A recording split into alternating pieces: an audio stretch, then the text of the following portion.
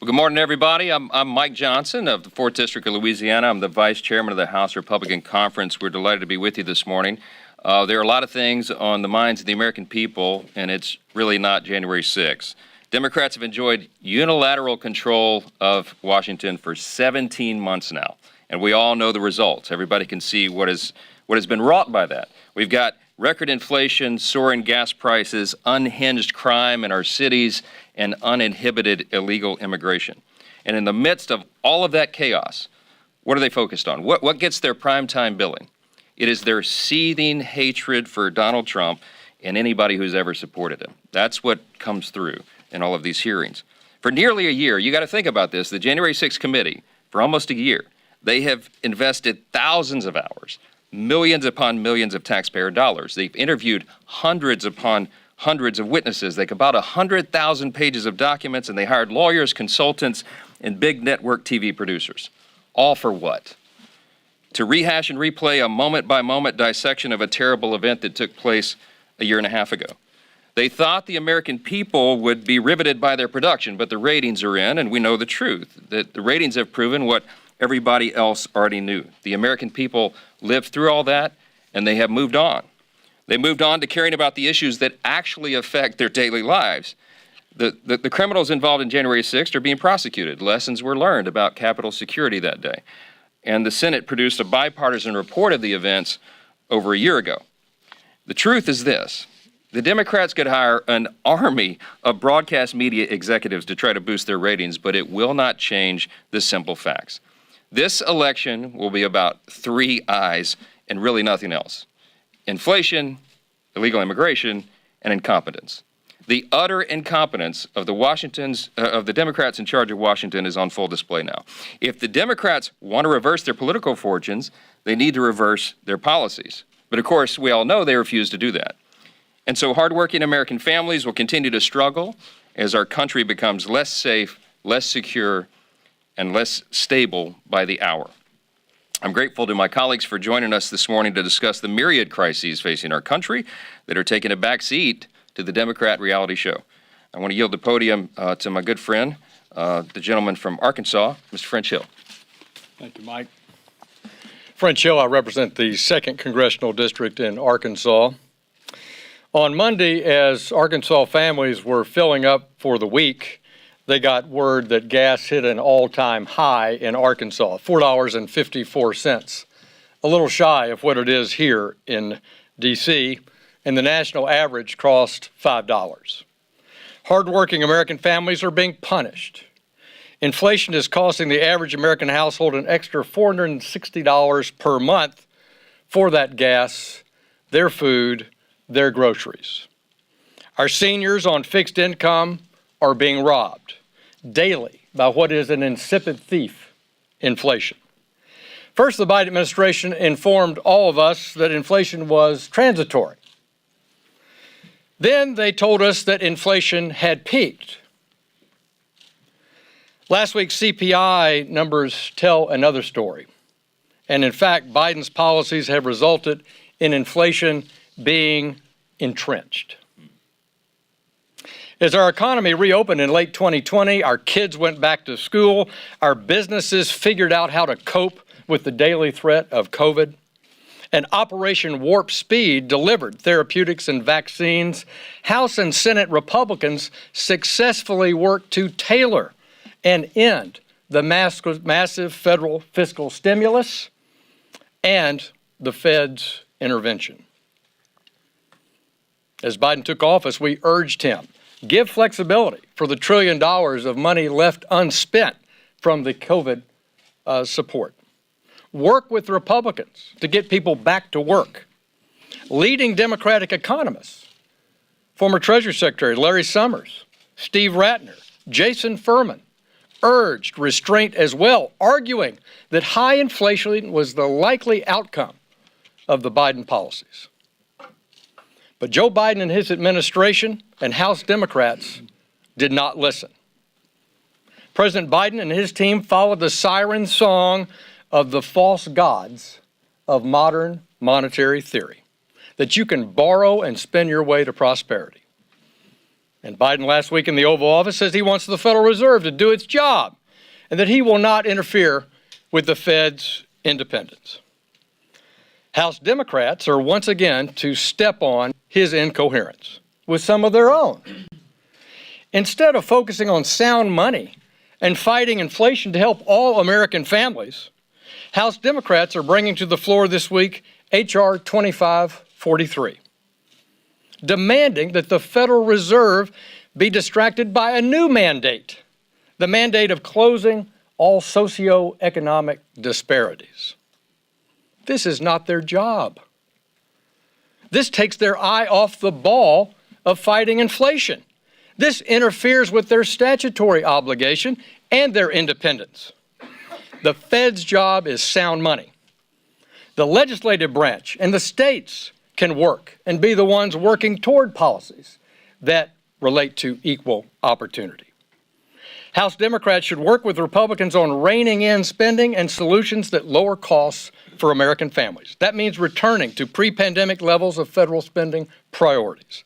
Let's stop paying folks not to work. Let's unleash domestic energy production by ending regulatory burdens that are discouraging oil and gas production and transportation.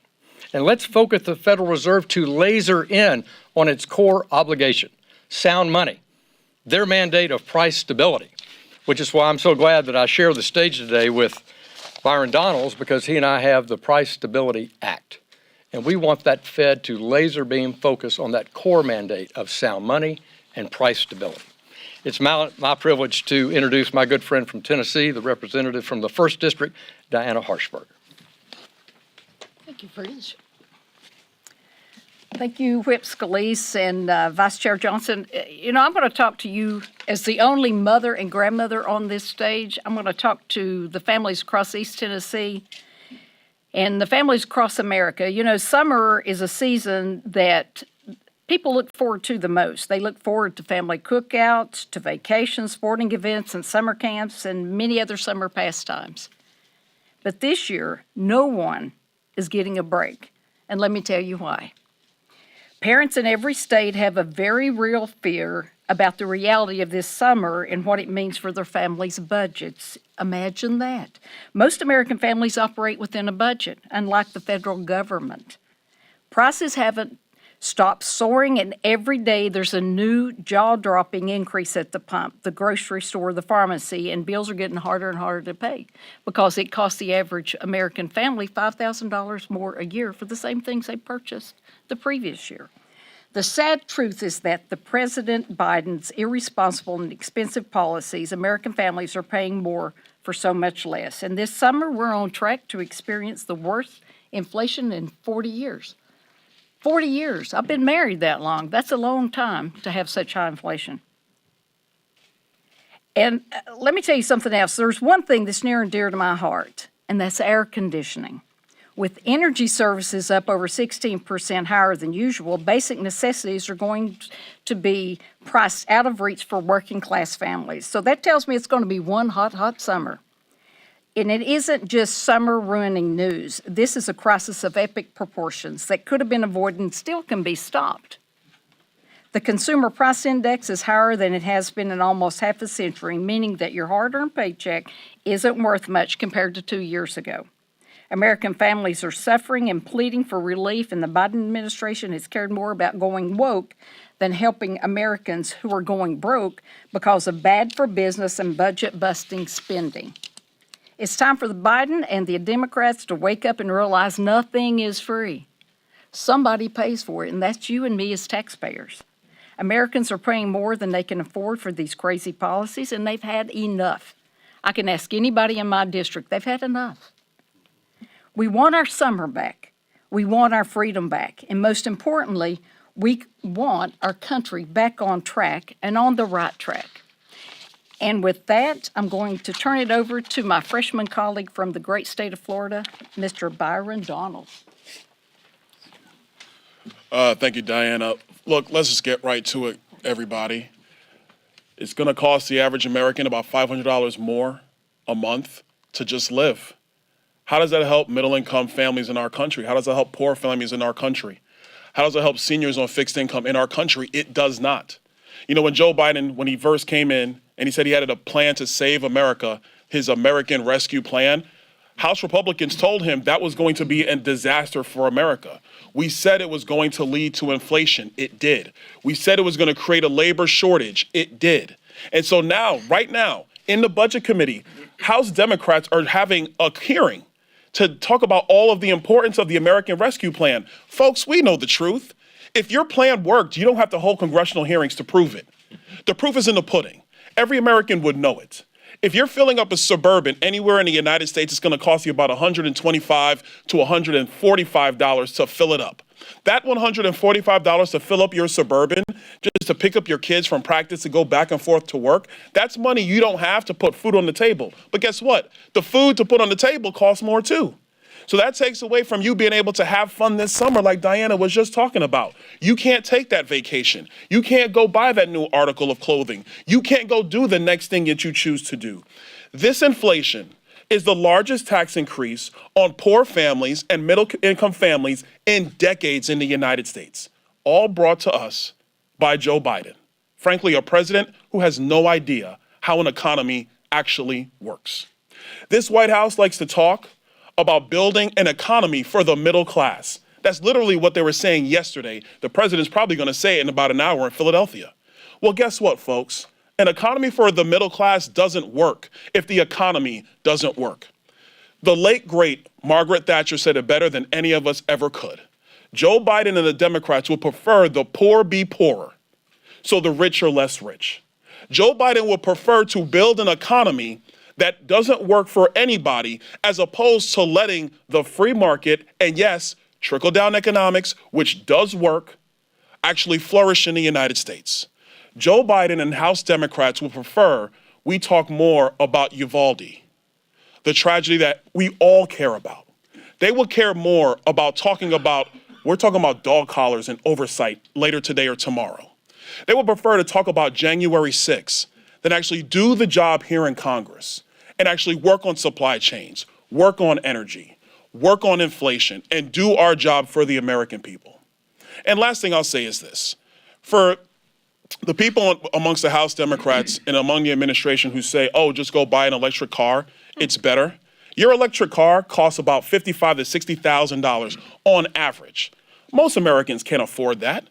But then if you added 1 million more electric cars to the electric grid, there's not enough energy on the electric grid to actually power the electric cars you actually want to get in the United States. Oh, and by the way, when Joe Biden unleashed the Domestic Production Act, the Defense Production Act last week, for solar panels, where do we get those solar panels from? We don't mine that stuff in the United States, folks. That comes from China. So this administration would rather us take our resources, which are buying less products in the United States for our families, and ship those resources off to China to help the Chinese grow their economies while Americans suffer here at home. It just doesn't work, folks. I don't need a congressional hearing to explain it. I see it every single day. Every American sees it every single day. And House Republicans are committed to reversing course and getting our nation back on track. With that, I'm going to yield to our whip, Mr. Steve Scalise, from the great state of Louisiana. Hear, hear. Thank you, Byron. And President Biden's inflation increasing agenda is crushing the American dream for millions of families across the country. We've heard some of the stories. Families are already talking about canceling their summer vacation, not just because of the inflation, but because they can't even afford to fill their gas tank because gas prices are so high, more than double where they were when Joe Biden took the oath of office. If you look at all of the different crises that we've been talking about for the last year and a half that have been added onto and created by this president, from inflation to high gas prices, to the border crisis, to crime that's running rampant throughout our country, let alone the foreign policy debacles that we've seen over and over again. It's costing families thousands of dollars more. Just think about this. Last week, the House Natural Resources Committee, which is the committee that has jurisdiction over energy policy along with the House Energy and Commerce Committee, held a hearing. Now, you would think with skyrocketing gas prices, the Natural Resources Committee would hold a hearing about how to lower gas prices. They could actually move legislation that we've recommended and urged them to take up to lower gas prices at the pump today. But no, that's not what they had the hearing on. The Natural Resources Committee had a hearing on big cats. That's right. Amidst this gas crisis that's crushing American families, taking money out of their pockets every single week when they fill up their vehicle, instead of having a hearing on how to lower gas prices, they had a hearing on big cats. That is how out of touch Speaker Pelosi and the Democrats here in Washington are with the American people. In fact, Joe Biden is getting ready to announce in the next few days that he's going to fly to Saudi Arabia to beg them to produce more oil. Just think about the lunacy of that. So Joe Biden, who talks about global warming all the time, I wonder how many people are going to ask Joe Biden what the carbon footprint of his trip to Saudi Arabia is. Over 5,000 miles traveled to go to Saudi Arabia to beg Saudi princes to produce more oil after he begged Vladimir Putin to produce more oil, and Putin said no. A few weeks ago, when he tried to call Saudi to produce more oil, they didn't even return his phone call. Joe Biden, you do not need to go to Saudi Arabia to find a way to produce more energy. It's right here in America. In fact, you can go less than 1,000 miles to Port Fourchon, Louisiana, in my district, the hub of drilling in the Gulf of Mexico, where Joe Biden shut down production on American lands. Shut down American energy. He could fly 1,000 miles, less than 1,000 miles. And by the way, I can tell you, President Biden, you don't have to wonder what the answer will be. If you ask them if they'll produce more energy in Port Fourchon, Louisiana, their answer will be yes, because they know how to produce good, clean American energy, by the way, cleaner than anywhere else in the world. Don't fly over 5,000 miles to Saudi Arabia where you don't know the answer, because they're a cartel. OPEC is a cartel. It's a monopoly. They like a higher price of gasoline. But even if they said yes, first of all, the energy they produce is not as clean as what we produce in America because we have the best standards. But what also is critically important is that by saying no to American energy, as Joe Biden did day one when he came into the White House, by going and asking Saudi to produce more energy, that takes more money out of America's coffers. So America actually makes, next to income that people write their taxes to the IRS from, the largest producing federal agency for tax revenue is the Department of Interior. Drilling on federal and state lands, public and private lands, generates more income than any other agency next to the IRS. And that money is depleting. That revenue is depleting. You know what else it means? States like Louisiana actually share in the revenue when they drill for oil. So my colleagues in North Dakota are seeing a huge decrease in their school budgets because Joe Biden shut down American energy, and that takes money out of their school system's coffers. In Louisiana, we actually use the revenue from drilling to restore our coast, something that's been an environmental tragedy going on for decades. Our state finally stepped up and said, we're going to dedicate the lion's share of our drilling revenue to rebuild land so we don't have as strong of hurricanes that hit where people are. And that's something we've been working on for decades, and Joe Biden has taken that away. So, President Biden, don't expend the massive carbon footprint to fly over 5,000 miles to Saudi and beg them to drill for more oil and might even say no. Just fly right down to any part of the United States like Port Fourchon where the answer will be yes to clean American energy. We know the answers. Republicans have been laying out these answers for over a year.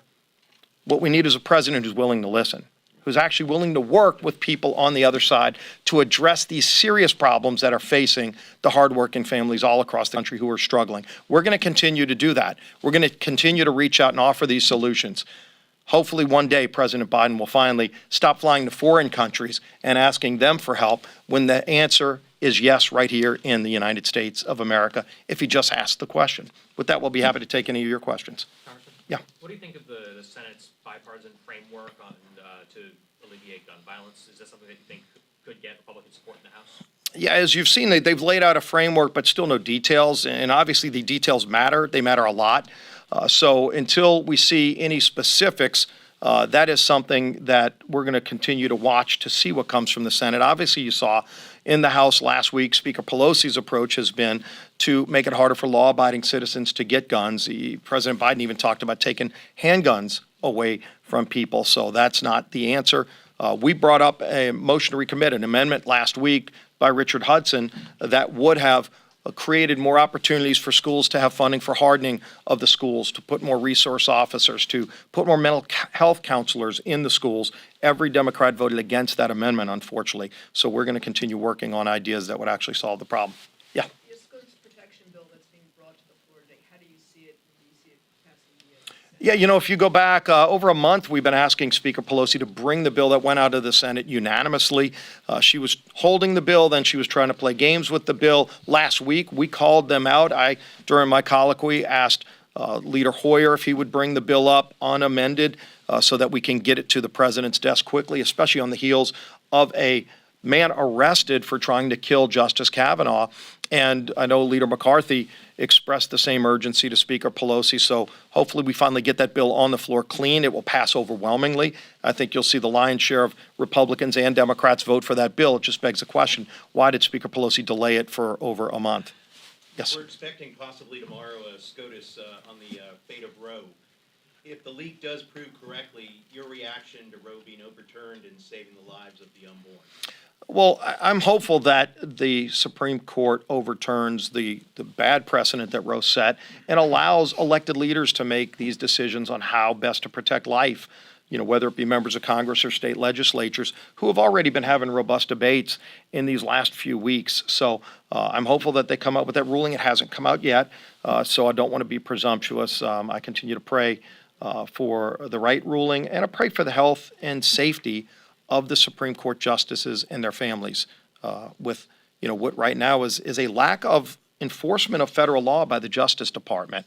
And when is the Justice Department going to enforce federal law to protect those justices and their families at their homes? Some on the Senate side are calling for President Biden to address this issue to the American people, that they should be prosecuted. Yeah, it's interesting why President Biden's been silent on death threats. I mean, he was even earlier, you know, weeks ago, encouraging people to go to the houses of Supreme Court justices when it's a violation of federal law to try to threaten, bully, and intimidate a judge of any kind to change their opinion on an issue before the court. Mr. Jones, yesterday we saw evidence from Trump's inner circle, all Republicans, who said starting soon after Election Day, told the former president that he lost, but he continued to push false claims. Is it time for former president to stop pushing out these false allegations about election fraud?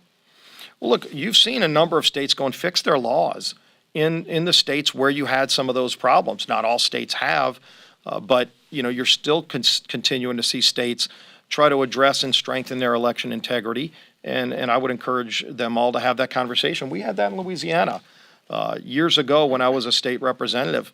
You know, we had blatant election fraud. In fact, our elections commissioner went to jail, and ultimately we cleaned up that office. I was one of the authors of the bill that helped clean the office up, and we've had fair elections ever since. Not always producing the outcome we want, but fair. And again, people went to jail along the way for violations of prior infractions that we cleaned up. So, you know, I know the Democrats want to keep talking about January 6th every day. That's not something you hear American people talking about. They want Washington to be focused on the things that are hurting families today, and that is inflation, gas prices, and a border crisis. Yeah.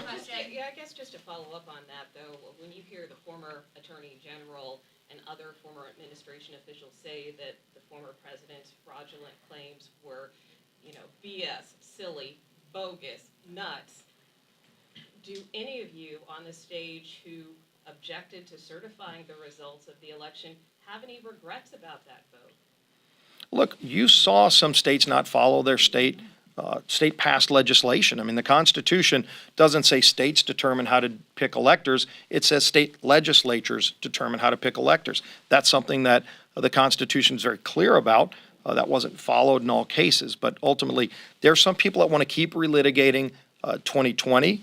I think if you look at most families across America, they're angry about the failures of President Biden, and they want to see this Congress start addressing those problems instead of just continuing this perpetual hatred of President Trump and using their time and primetime hearings to go after President Trump. I still beg the question, when is there going to be a primetime hearing by Speaker Pelosi on the inflation crisis across America, or on high gas prices, or on the border crisis in this country? They won't have the hearings because they don't want to address those problems. We've laid out over and over how to solve these problems. It's not complicated.